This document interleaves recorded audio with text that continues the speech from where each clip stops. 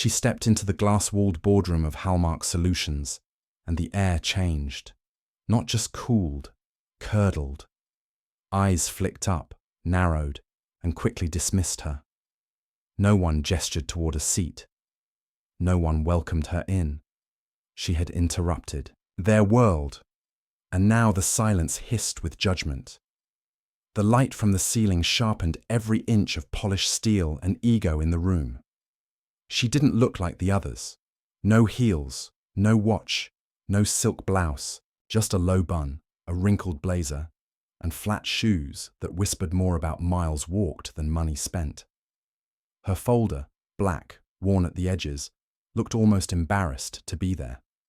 A voice snapped the air. Did someone let housekeeping in through the wrong door? Laughter followed. Another candidate sneered. Maybe she's here to refill the mints. The panel didn't stop them. One exec barely glanced at her resume before sliding it away. We'll keep it for our records, he said, already forgetting her face. She didn't speak, just met their eyes and asked, Are you done? A junior staffer blinked. Wait, who scheduled her? No one answered, because no one knew the truth. The woman they had just mocked was their new police chief.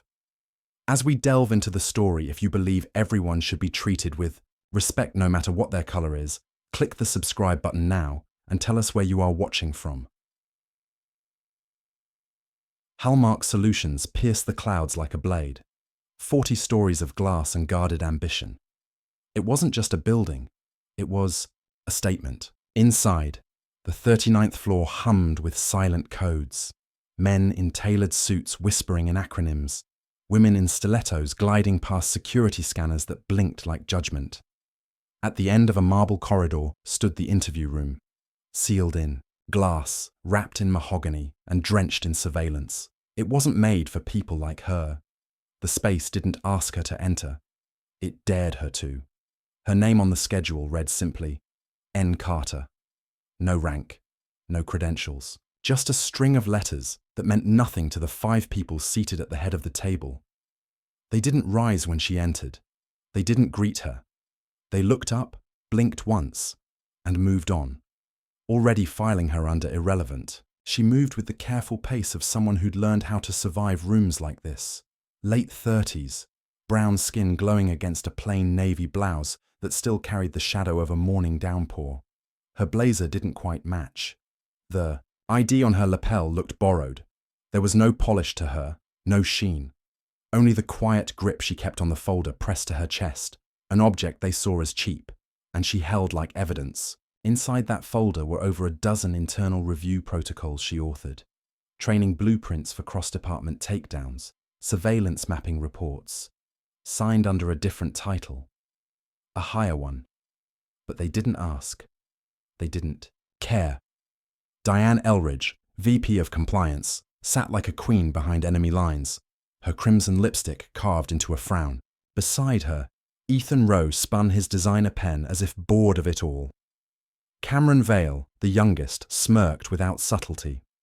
Lauren Price and Brett Simmons, silent and watching, sized her up like she was a broken link in their chain.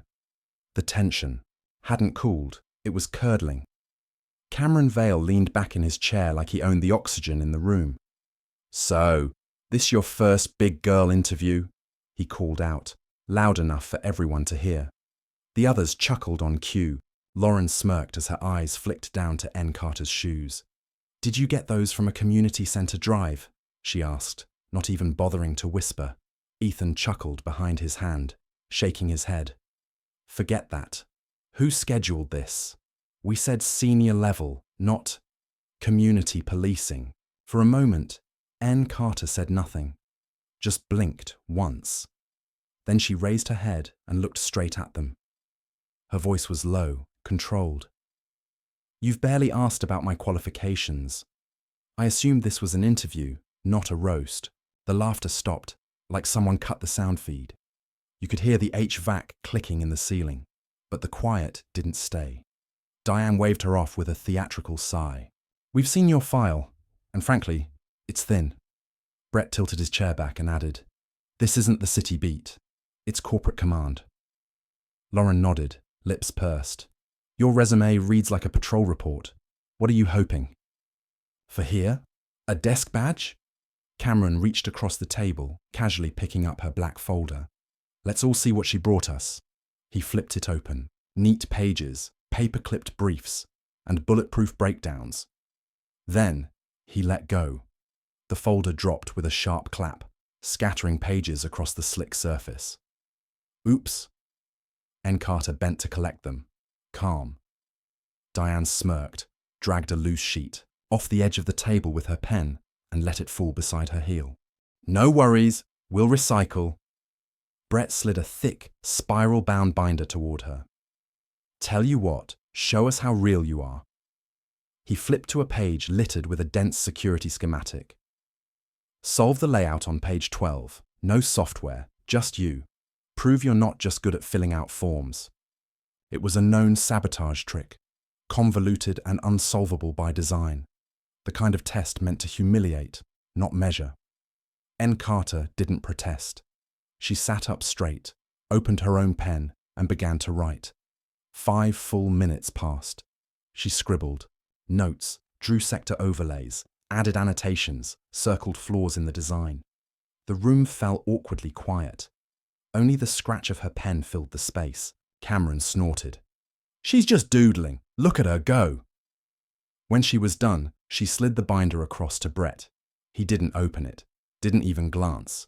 He ripped the page out and tore it down the middle with a flourish. Useless, he muttered. No one here is fooled by confidence theatre. It might have ended there, but Cameron couldn't help himself. He reached for the glass pitcher beside him, half full of water, and tipped it forward. Here, he grinned. For nerves. The water spilled directly into her lap, soaking the folder, her blouse, and her slacks. Cold. Sudden. Final. Laughter exploded. Lauren raised her phone. Tagline. Drenched and denied, she whispered, snapping the photo. But N. Carter didn't flinch, didn't cry, didn't curse. She sat still. Water dripped from her cuffs to her shoes. Her fingers were clenched lightly, in her lap, but her eyes were clear, calculating, watching the faces, locking in voices. Her silence wasn't retreat, it was record-keeping, because they had just given her everything she needed. Would you stay calm or speak out when the world turns silent around you? Comment below. If this chapter made your heart race, hit like, subscribe, and share this with someone who knows what quiet strength looks like. And Diane stood abruptly, her chair scraping across the floor like a final verdict. This is over. Get her out of here. Ethan tapped his designer watch with exaggerated boredom. We've wasted enough time. Cameron, already half laughing, added, Tell the lobby to check their drawers. She might swipe the sugar packets on the way out. The moment security was summoned, they moved like they were handling a threat, not a woman. 2 guards pushed open the door with force. One grabbed the back of N. Carter's chair and yanked it hard enough to tilt. The other reached for her folder, pried it from her hand, as if she had no right to it. Lauren leaned forward, smiling without warmth. Hope you laminated your dreams. As the folder burst open, pages scattered across the carpet. N. Carter knelt to gather them, but before she could reach the last sheet, Brett plucked a company pen from the table and tossed it toward her like he was feeding scraps to a dog. You can keep that. Souvenir. Then, slow and deliberate, he stepped forward and crushed one of her reports beneath his Oxford. Still think you belong here? She didn't speak, didn't resist. She let them take her by the arms. Her head remained level. Her gaze locked not on the people, but the cameras mounted discreetly in the ceiling corners. The room thought she was gone. She was recording. The elevator dinged like a final bell.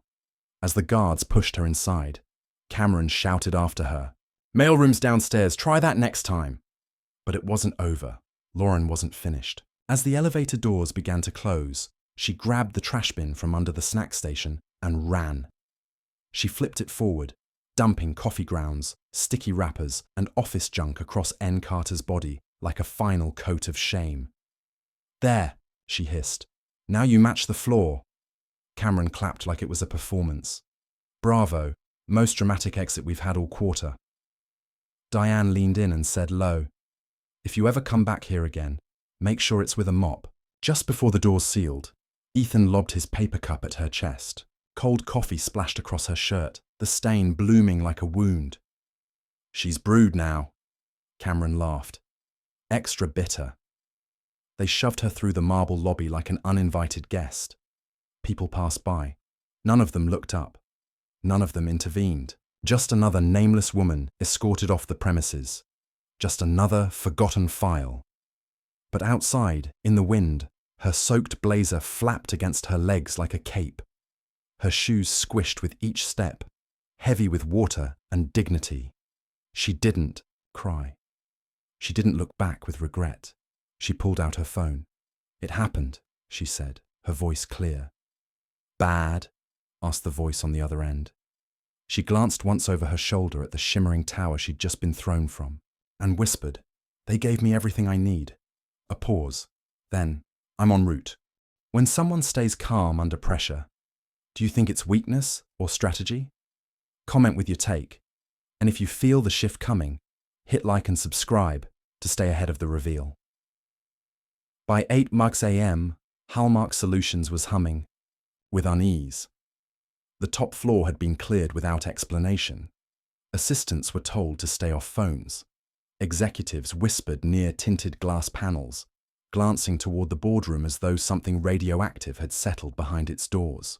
The memo said, Emergency Leadership Summit, attendance mandatory, no agenda.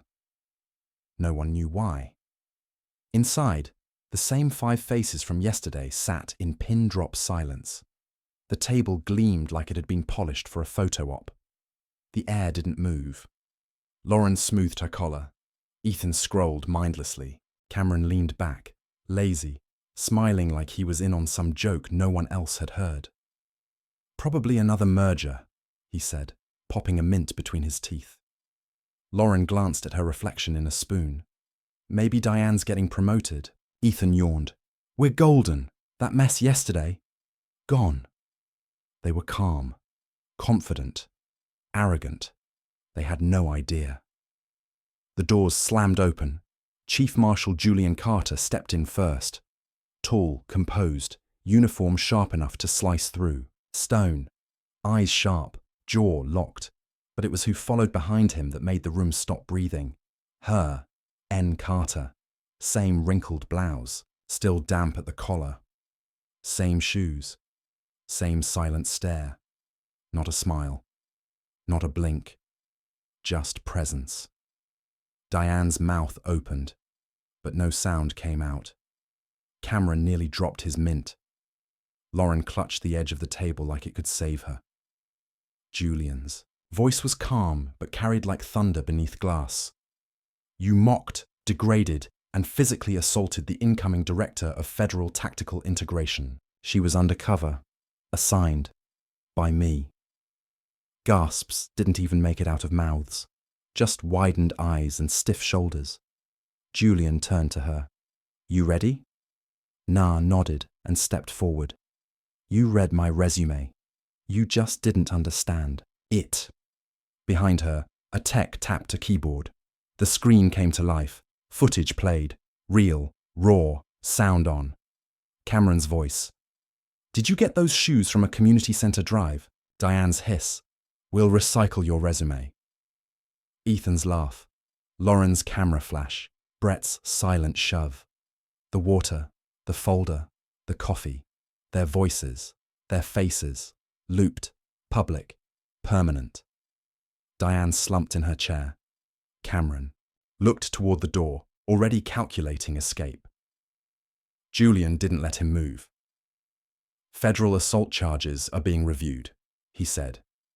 Your internal security failed to intervene. Instead, they participated. That footage is already in DOJ hands. Greg entered the room late, catching only the last sentence. You can't, he started. Julian didn't blink. I already did. He stepped toward them. Say it. Diane's lips trembled. We made a mistake. Cameron stared at his own reflection in the dark screen. We thought she was nobody. Lauren didn't lift her eyes. We were wrong. Brett said nothing, just sat, hands clenched, pale and wet around the eyes. Nah didn't gloat. She didn't posture. She simply walked to the far wall, where someone had framed the shredded remains of her folder, taped together, protected in glass. She looked at it, then looked back at them. I built your protocols. I designed your surveillance. I know every angle, every flaw, every blind spot. She paused. And yet none of you saw what was right in front of you. When someone stays calm under pressure, do you think it's weakness or strategy? Comment with your take. And if you feel the shift coming, hit like and subscribe to stay ahead of the reveal. Julian didn't wait. He stood at the head of the room, eyes fixed on the row of faces now stripped of their arrogance. You're all terminated. Effective immediately. Security, escort them out. Without delay. The words struck like the final click of a judge's gavel. Diane opened her mouth, but before a syllable left her lips, Julian raised a hand. Keep your apology. Keep your resume. We've already blacklisted it. Badges hit the floor. Chairs screeched back. Silence spread like fog. Outside the glass wall, another boardroom watched through the one-way pane. Investors, partners, legal counsel. Some were recording. Most were already typing. Phones vibrated in pockets. Halmark's stock began to tremble. Lauren's lanyard slipped from her hand and coiled on the floor. Cameron's Mont Blanc pen rolled off the table and clattered into a forgotten corner. The sound of defeat was subtle. Paper, leather, breath. But it was undeniable. 1 week later, their fall went viral. Diane's iconic red blazer turned up on a resale app, captioned, Power Stripped, $99.99. Cameron's tech startup lost 3 major backers overnight. His public apology trended below his company's crash notice. Lauren's bar license was under disciplinary review. Brett's government clearance was revoked. Career suspended indefinitely. Greg's exit bonus, frozen pending federal investigation. And the folder, her folder, coffee-stained and creased, became a symbol. Screenshots of it sat beside her soaked blouse and worn flats, stitched into memes and montages. What they laughed at became the warning others used to teach respect. 6 months passed. In a quiet downtown coffee shop, Brett sat alone by the window, coat faded, fingers trembling around a resume no one would touch. He looked up instinctively at the sound of a passing SUV. He saw her. Nah. Stepping out in a navy overcoat, posture calm, expression steady. She didn't see him, but he looked away. Julian walked beside her. You sure you don't want to press charges? Nah smiled, soft but sure. Their careers are over. That was the real weapon. Inside, a round table of new candidates waited. Diverse, wide-eyed, hopeful. One young woman rose nervously as Nah entered. Her shoes were scuffed, her blouse too plain. But Nah smiled and said, Take your time. No one here is going to judge you by your shoes. The voiceover closed. She didn't scream. She didn't strike back. She let their own cruelty do the talking. Because real power doesn't yell. It just shows up at the right time, with receipts.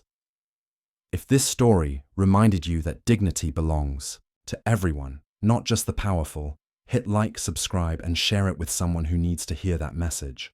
What lesson stood out most to you? Let us know below.